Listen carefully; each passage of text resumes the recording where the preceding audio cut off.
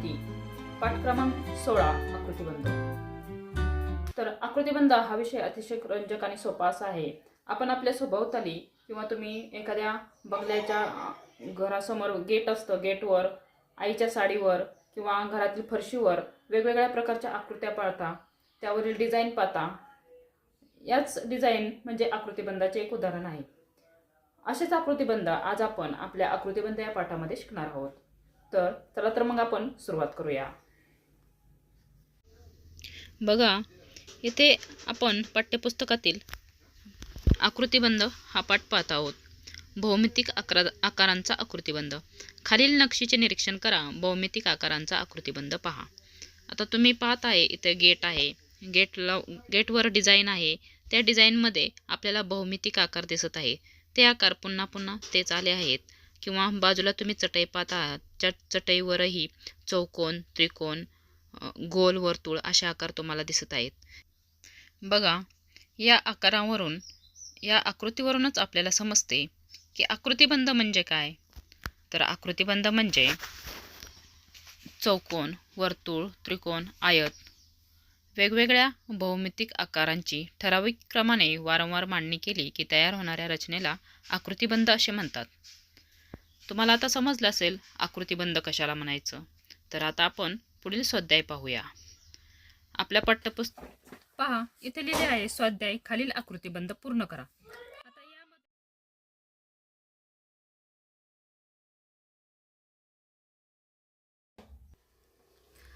इथे आपल्याला स्वाध्याय दिला आहे, खालील आकृतिबंध पूर्ण करा। आता खालील आकृतिबंध पूर्ण करा यामध्ये इथे आपल्याला चौकोन दिसत आहे। इथे पण एक चौकोन आहे। हे चौकोन पुन्हा पुन्हा तेच चौकोन आले आहेत। इथे पण चौकोनच आहे, पण तो मध्ये काढला आहे आणि हे चौकोन बाजूला काढले आहेत। तर आता आपण ही आकृती पुढे पूर्ण करणार आहोत, म्हणून आपण पुन्हा इथे चौकोन काढायचा आहे। चौकोन, थोडं अंतर सोडून आपल्याला चौकोन काढून घ्यायचे आहेत।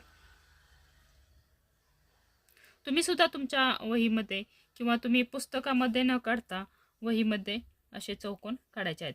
आता इथे पहा, हा चौकोन समोरासमोर आहे, म्हणून आपल्याला हा आणि हा चौकोन सुद्धा समोरासमोर घ्यायचा आहे।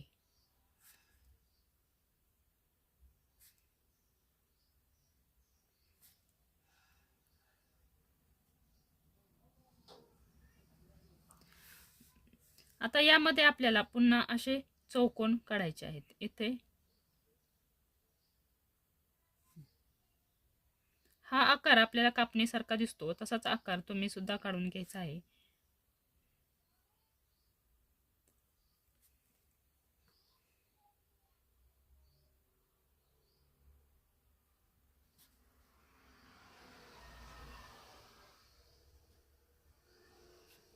पहा, इथे एक आकृतिबंध तयार झालेला दिसतो। तुम्ही तुमच्या वहीमध्ये किंवा पुस्तकामध्ये असाच आकृतिबंध पुढे पूर्ण करायचा आहे। आता खाली जो आकृतिबंध आहे तोही आपल्याला पूर्ण करायचा आहे। त्यासाठी अशा लाईन ओढायच्या आहेत। इथे आपल्याला त्रिकोण काढायचे आहेत। तुम्ही तुमच्या वहीमध्ये किंवा पुस्तकामध्ये न काढता वहीमध्ये असा आकृतिबंध पूर्ण करायचा आहे।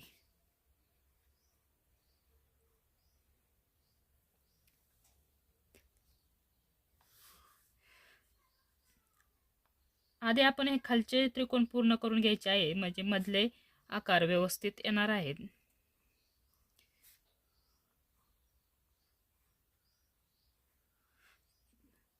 साडीवर तुम्हाला अशी डिझाईन पाहायला मिळते, साडीवर किंवा चटईवर।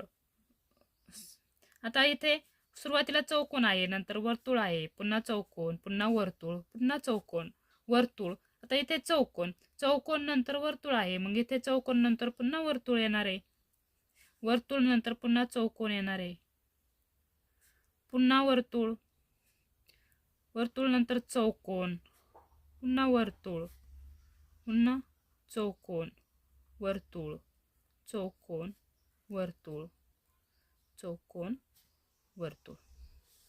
हा चौकोन वर्तुळ असा हा आकृतिबंध तयार झाला आहे। यालाच अशाच डिझाईनना आकृतिबंध असे म्हणतात। आता खालील मुक्त हस्त आकृतीच्या साह्याने तयार केलेल्या आकृतिबंधाचे निरीक्षण करा। मुक्त हस्त म्हणजे काय? मोकळ्या हाताने काढलेल्या आकृत्या, म्हणजे त्याला विशिष्ट भौमितिक आकार नसतो, मोकळ्या हाताने डिझाईन काढल्यासारख्या डिझाईन काढतात, त्याला म्हणायचं मुक्त हस्त आकृत्या. आता ही जी आकृती आहे ती मुक्त हस्त आकृती आहे. पहा इथं कोयरीसारखा आकार काढला आहे. आता खालील स्वाध्याय पाहूया. कोणतेही भौमितिक आकार एकापुढे एक ठेवून एक आकृतिबंध तयार करा. एक आकृतिबंध तयार करा. आता भौमितिक आकार ठेवायचे आहेत. मग आपण घेऊया इथं चौकोन, त्रिकोण, वर्तुळ, त्यानंतर आयत. आता चौकोन, त्यानंतर त्रिकोण, वर्तुळ, आयत असे घेतले. मग सुरुवातीला पुन्हा आपण एकदा चौकोन, पुन्हा त्रिकोण, वर्तुळ, आयत अशी ठराविक क्रमाने आकृतीची पुनरावृत्ती होते, त्यालाच आपण आकृतिबंध असे म्हणतो. जे रचना तयार होते त्या रचनेला आपण आकृतिबंध असे म्हणतो. विविध मुक्तहस्त आकृतीच्या साहाय्याने वेगवेगळे आकृतिबंध तयार करा. मुक्तहस्त म्हणजे काय? आता समजा इथे पान काढले, मग आपण इथे फूल काढूया. त्यानंतर पुन्हा पान काढले, पुन्हा फूल काढूया, पुन्हा पान, पुन्हा फूल, पुन्हा पान, पुन्हा फूल. ह्या झाल्या मुक्तहस्त आकृत्या. किंवा इथे दुसरे काय? पंक्ती काढली, पुन्हा गोल काढला, पुन्हा एक पंक्तीचा शेप काढला, पुन्हा गोल काढला, पुन्हा पंक्तीचा शेप काढला, पुन्हा गोल काढला. ह्या झाल्या मुक्तहस्त आकृत्या. खालील आकृतिबंध पूर्ण करा. म्हणजे मोकळ्या हाताने कोणतीही डिझाईन काढली तर पुन्हा पुन्हा ठराविक क्रमाने तीच डिझाईन काढायची. या रचनेलाच आकृतिबंध असे म्हणतात. खालील आकृतिबंध पूर्ण करा. आता इथे पहा, इथे आहे त्रिकोण, इथे चौकोन, चौकोन, त्रिकोण. हा जो आकृतिबंध आहे यात चौकोन आणि त्रिकोण हे भौमितिक आकार आहेत. हा जो आकृतिबंध आहे यामध्ये वर्तुळ आणि चौकोन असा आकृतिबंध आहे. आता हा आकृतिबंध आणि हा आकृतिबंध, त्याच्यानंतर पुन्हा पहिला जो आकृती आहे तीच आकृती पुन्हा आली आहे आणि पुन्हा 2 नंबरची आकृती पुनरावृत्ती झाली आहे. 2 नंबरच्या जो चौकोन दिला आहे किंवा आकृती दिली आहे त्याची पुनरावृत्ती इथे झाली आहे. मग आता यानंतर पुन्हा ही आकृती येणार आहे. मग ही आकृती येण्यासाठी आपल्याला आधी गोल काढून घ्यायचे, म्हणजे आपली आकृती बरोबर येणार आहे. मग साईडला चौकोन काढून घ्यायचा, पुन्हा मध्ये गोल काढून घ्यायचा. ही झाली आपली ह्या आकृतीची पुनरावृत्ती. आता इथे कोणती आकृती येणार? ही आकृती येणार. मग साईडचे त्रिकोण आपल्याला काढून घ्यायचे.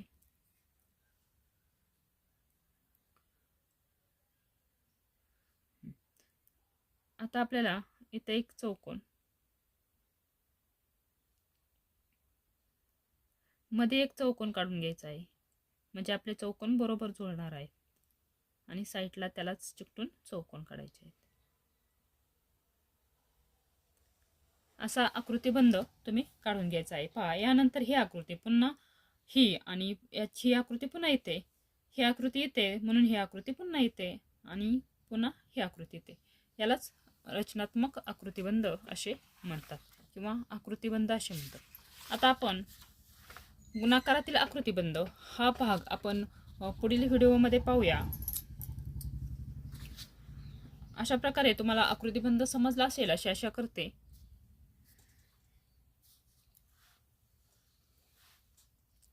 ठीक आहे, तर आता आपण गुणाकारातील आकृतिबंध पाहूया. तर आता आपण गुणाकारातील आकृतिबंध ही संकल्पना समजून घेऊया. जसे आपण भौमितिक आकृत्यांचे आकृतिबंध पाहिले तसेच गुणाकारामध्ये हे आकृतिबंध असतात. आता इथे 9चा पाढा आपल्याला दिला आहे. 9चा पाढा पहा. आता 9च्या पाढ्यामध्ये एकक स्थानी येणारे अंक क्रमाने पहा, त्यामध्ये आकृतिबंध शोधा. या पाढ्यातील अंक क्रमाने म्हणजे हा क्रमाने येणारा आकृतिबंध आहे. इथे तुम्ही निरीक्षण केलं तर 0, 1, 2, 3, 4, 5, 6, 7, 8, 9 म्हणजे हा जो अंक आहे तो क्रमाने वाढत गेलेला आहे. आणि वरून जर खाली आकृतिबंध पाहिला 9, 8, 7, 6, 5, 4, 3, 2, 1, 0 म्हणजे हा क्रमाने कमी कमी होत जाणारा आकृतिबंध आहे. म्हणजे त्याला क्रमाने येणारा आकृतिबंध असे म्हणतात. आता स्वाध्याय 5चा पाढा पहा. आता 5च्या पाढ्यामध्ये 5, 10, 15, 20, 25, 30 असा 5चा पाढा आहे. आता 5 नंतर एकक स्थानचे अंक पहा. एकक स्थानी 5, इथं 0, पुन्हा 5, 0, 5, 0. आपण वहीवर 5चा पाढा काढून घेऊया. आता आपण 5चा पाढा काढून लिहिला आहे इथं. म्हणजे गुणाकारामध्ये आकृतिबंध असतात. 5चा पाढा 5 एके 5, 5 दोन्ही 10. मग एकक स्थानचे अंक पाहिजे आहेत. एकक स्थानी 5, 0, 5, 0, 5, 0, 5, 0, 5, 0. म्हणजे इथं कोणता आकृतिबंध आहे? 5च्या पाढ्यामध्ये 5, 0, 5, 0, 5, 0 असा आकृतिबंध आहे. आकृतिबंध आहे. दुसरा प्रश्न पाहू. 10चा पाढा लिहा. आता आपण 10चा पाढा लिहून घेऊया. पहा, आपण 10चा पाढा लिहिला आहे. 10च्या पाढ्यामध्ये 0, 0 एकक स्थानचे अंक पाहिले तर 0, 0, 0, 0 म्हणजे एकक स्थानी अंक 0, 0 असा आकृतिबंध आहे. आणि दशक स्थानचे अंक जर पाहिले तर 1 नंतर 2, 2 नंतर 3, 4, 5, 6, 7, 8, 9, 10 म्हणजे क्रमाने वाढत गेलेले अंक आहेत. म्हणजे येथे क्रमाने येणारा आकृतिबंध आहे. आपण येथे लिहायचं कोणता आकृतिबंध आहे? क्रमाने येणारा आकृतिबंध आहे.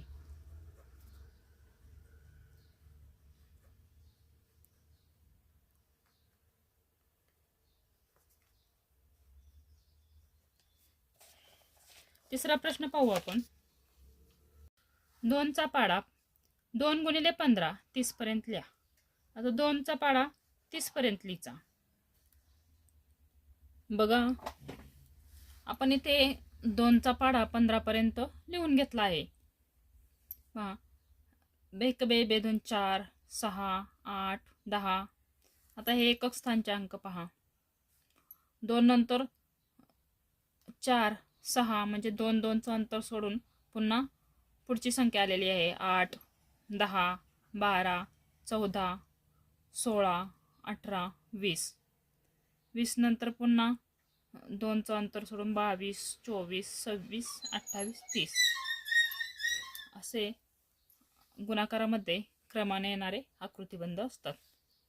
तर एकक स्थानचे अंक पहा. इथे दशक स्थानचे अंक इथून पुढे 1, 1, 1, 1, 1 असा 1चा आकृतिबंध आहे.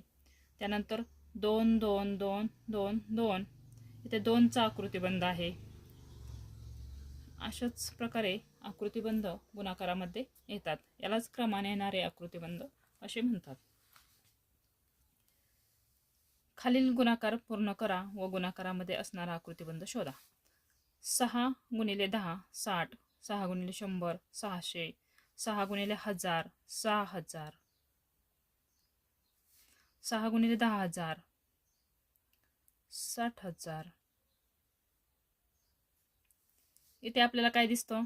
6च्या पुढे 1 0, इथे 6च्या पुढे 2 0, इथे 6च्या पुढे 3 0, इथे 6च्या पुढे 4 0 म्हणजेच हा 0 क्रमाने वाढत गेलेला आहे. 7च्या पुढे 10 7 10 70, 7 गुणिले 100 700, 7 गुणिले 1000 7000, 7 गुणिले 10,000. इथे सुद्धा क्रमाने 0 वाढत गेलेला आकृतिबंध आहे. 37ला क्रमाने 3 6 9 27 या संख्येने गुणाकारातील आकृतिबंध पहा. आपण 37ला 3 ने गुणायचे.